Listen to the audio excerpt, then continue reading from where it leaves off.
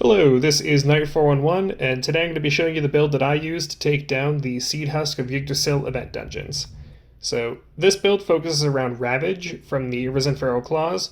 Ravage is a skill that can hit up to 5 additional targets using chain damage. What that means is that it rolls 5 times at a 50% chance each to hit an additional target, and that results in it pretty much always hitting 2 to 3 extra targets.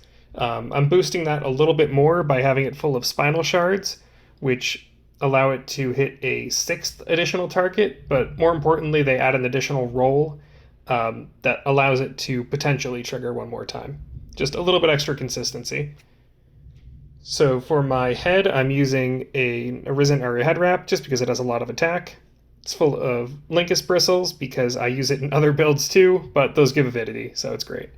The Broken Beast Valkyrus gives triple attack up from your follower. That one's full of Eyes of Sekhmet, also because I use it in other builds, but those also give a lot of attack. And then finally, my Arisen Pumpkinless leggings there. Those are just a good swash piece because I'm running the Sunplated Finesse. They're full of Crimson Pinions because those give attack, and they give a small two-handed bonus. For my accessories, I have an Arisen Trevelyan's Charm because 15% two-handed bonus. My other accessory could be another Trevelyan's Charm. I'm not usually lacking in damage, though. If you're a lower Ascension level, you probably do want it. But I'm just using a Ymir Victor Charm for in the very rare chance that an enemy gets a turn, I'm less likely to get a status. That's pretty much it. It's a flex slot. It could be anything. Finally, the Amity is 15% full HP. The recharge doesn't matter. Ravage doesn't crit. It just does 15% extra damage if I'm at full HP, which for these I pretty much always am. So that's the build. I'm running on Realmshifter Dorado, Blade of Finesse. I have 109 Ascension levels, but this build should work at quite a bit lower Ascension with no issues at all. And let's get into the dungeon. So how you run this build is actually very simple. First off, you're going to press Ravage. Then you're going to press Ravage. And you're just going to keep pressing Ravage. These dungeons can have a lot of extra waves of enemies, but that's okay. You're just going to keep pressing Ravage.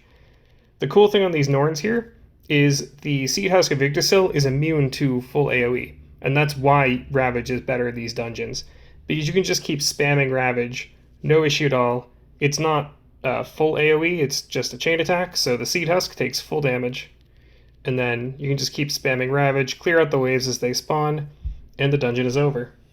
So I can show you how that works a little bit faster if I'm not explaining things. Just literally spam tap Ravage. That's all you gotta do. Makes these dungeons fast, simple. You can do it without even looking at the screen. If you're like on the go, if you're walking around, whatever you want to do, just spam Ravage and the dungeon ends. You get your Seed of Yggdrasil, you get your runes from the Norns, and you're on to the next dungeon. So that's the entire build. Let me know if you have any questions in Orna Legends, and hopefully you enjoyed. See you in the next video.